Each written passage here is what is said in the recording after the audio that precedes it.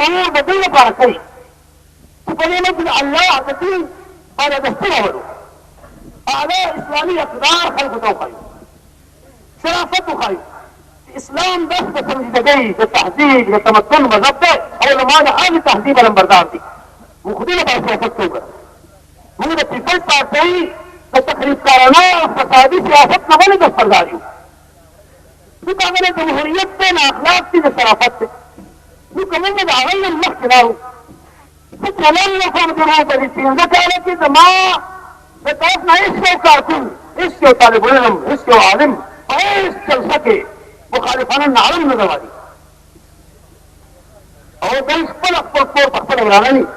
په بلوچستان کې حالات ډېر خراب وو. په کوټه کې زما په جلسه باندې کلاشینکوفونو سره حمله وکړه. د ښځې د خلاف تحریک شروع کړی وه.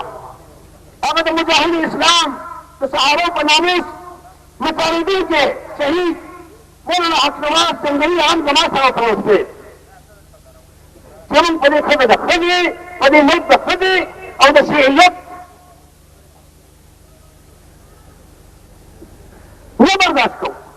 علماء محدثین د کوی د ټول سپینګي له حضرت قاضي عبدالکریم صاحب ولې چې دا بقیة السلف دی، د دې اسماعیل خان د استادانو استاد دی، روحاني رهنما دی.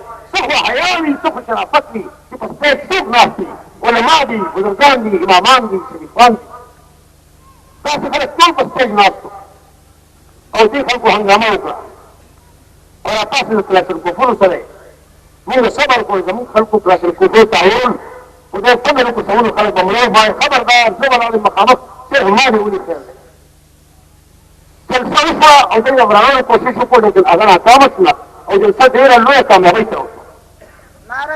د هغې په رد عمل کې بس جواب ترتیب پوهه که نه د هغې په نتیجه کې د جلسهګانو چې زه به راوتم د کوم د ټولو علماو، طالبان، مسلمانان هغه په ګیټ کې ولاړو او زه مولانا حقنواز شهید هغه په اوږو باندې اوچت کړو او لس خلک راپسې روان وو او په تمام کوټه کې زما جلوس وایستو. دا خو زموږ سترګې وګورئ.